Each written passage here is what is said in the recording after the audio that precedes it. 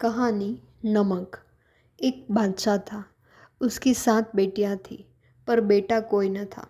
एक लंबे समय तक जब पीरों फकीरों से बार बार पुत्र प्राप्ति के लिए दुआ देने की विनतियां करने के बाद भी पुत्र प्राप्ति नहीं हुई, तो उसने सोचा कि उसके बाद उसका उत्तराधिकारी कौन होगा। काफ़ी सोच विचार के बाद उसने अपने मन में कहा, क्यों न मैं इन बेटियों की परीक्षा लूं और देखूं कि इसके योग्य कौन है। उसने सबसे पहले अपनी बड़ी पुत्री को बुलवाया और उससे पूछा, बेटी, मेरी एक समस्या है। वह यह है कि मेरी मृत्यु के बाद मेरी बादशाहत किसे मिलनी चाहिए। मुझे विचार आया कि मैं तुम लोगों से एक एक बात का जवाब पूछ लूं, ताकि ये मैं देख सकूं कि तुम में से बुद्धिमान कौन है। बेटी ने जवाब दिया कि श्रीमान, आप कहें कि क्या आज्ञा है। बादशाह ने पूछा कि तुम मुझे बताओ कि तुम्हें सबसे प्यारा कौन लगता है। बड़ी पुत्री ने एकदम से उत्तर दिया, श्रीमान, मेरी आत्मा, मेरे प्राण आप ही हैं। यदि इस संसार में मुझे कोई प्यारा है, वे बस मेरे पिताजी ही हैं। यह सुनकर बादशाह ने कहा, अच्छा ठीक है, अब तुम चली जाओ। इसके बाद दूसरी बेटी को बुलवाया। उससे भी ऐसे ही पूछा, बेटी, तुम मुझे बता दो कि तुम्हें सबसे प्यारा कौन लगता है। उसने उत्तर दिया, मुझे आपसे अधिक प्यारा कोई नहीं। मेरी जान आपके बिना कोई जान ही नहीं। यह सुनकर बादशाह ने उससे कहा, अच्छा ठीक है, चली जाओ। इसी प्रकार बादशाह ने तीसरी, फिर चौथी, फिर पांचवी और फिर छठी बेटी को बुलवाया। इन सबों ने यही जवाब दिया कि बादशाह के बिना उन्हें कोई प्यारा ही नहीं।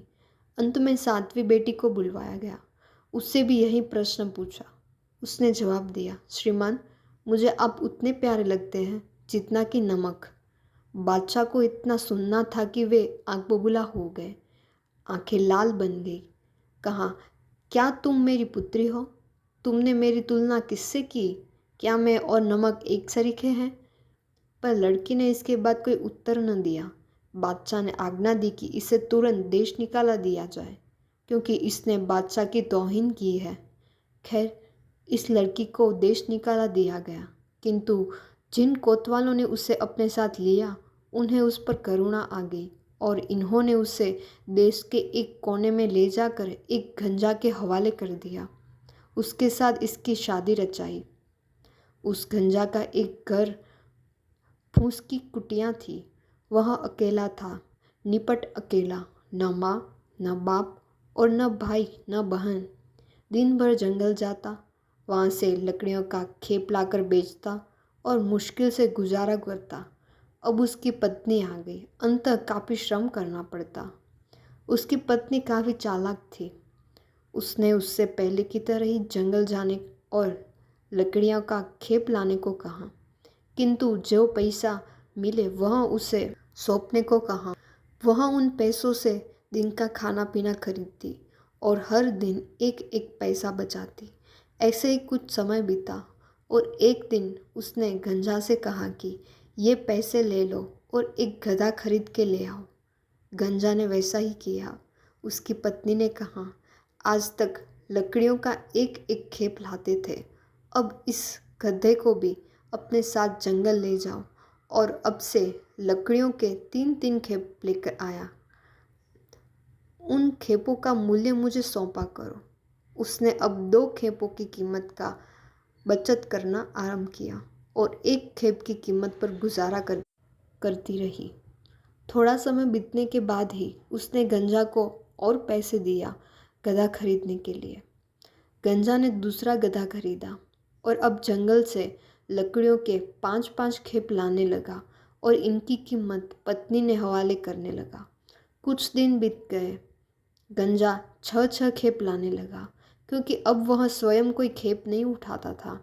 ऐसे ही दिन बीतने लगे। गंजा एक एक गधा खरीदता रहा। अब गंजा के पास गधों का एक झुंड जमा हो गया। अब वह स्वयं घर में ही रहता और मजदूरों को गधों के साथ जंगल भेजता।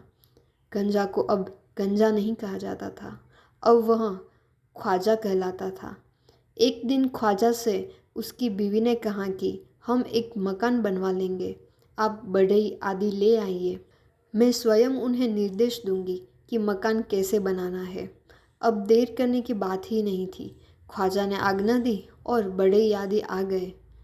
ख्वाजिन ने उन्हें वह मानचित्र दिया जो उसके दिमाग में अपने मैके के भवन का था। वह तो बादशाह की पुत्री थी। इस भवन के निर्माण में न जाने 1 वर्ष लगा या 6 महीने। खैर, भवन तैयार हो गया।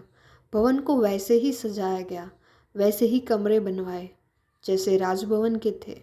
अब ख्वाजा और ख्वाजिन आराम से दिन गुजारने लगे। एक दिन बादशाह इसी तरफ सैर के लिए निकला। उसने जब अपने भवन जैसा ही एक भवन देखा, वह हैरान हो गया। उससे गुस्सा भी आ गया। गुस्सा इसलिए आया कि ऐसा भवन देश में केवल बादशाह का है, पर यह क्या?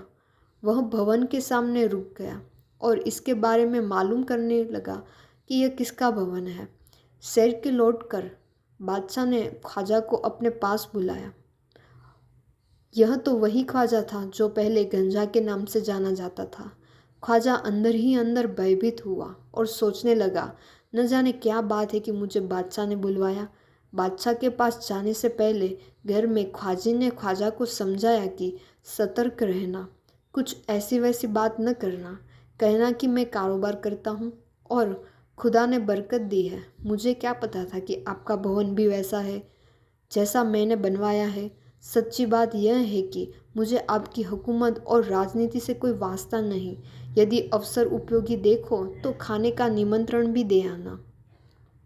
ख्वाजा जब राजभवन में बादशाह के साथ सामने पहुंचा तो उसने शब्दशः वही कहा जो उसकी पत्नी ने सिखा रखा था। ऊपर से सब उसने बादशाह को निमंत्रित किया तो बादशाह मन ही मन प्रसन्न हुआ, क्योंकि वह भवन को अंदर से भी देखना चाहता था। खैर, तिथि नियत हुई और बादशाह ने ख्वाजा को रुखसत किया। जब ख्वाजा घर पहुंचा तो उसने पत्नी को सूचित किया कि बादशाह अमुक दिनांक को आ जाएंगे।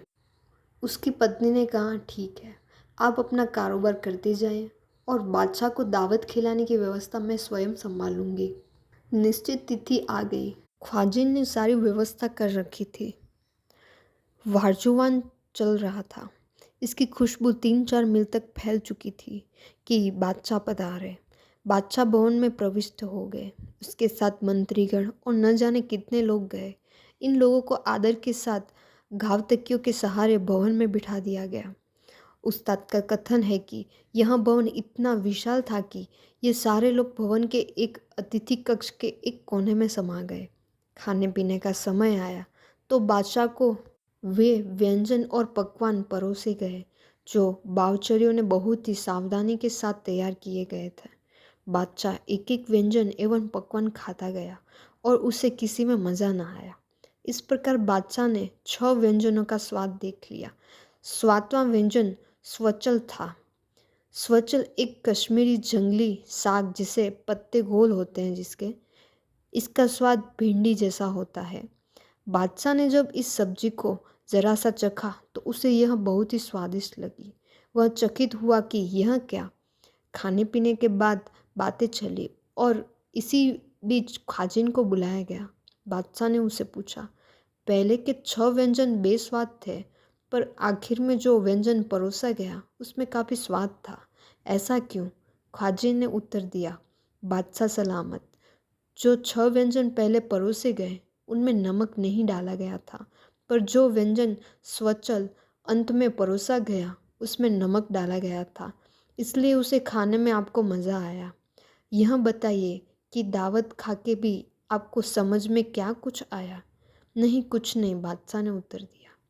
ख्वाजिन ने कहा, मैं वही आपकी छोटी लड़की हूँ जिसने आपसे कहा था कि आप मुझे उतने ही प्यारे हैं जितना कि नमक।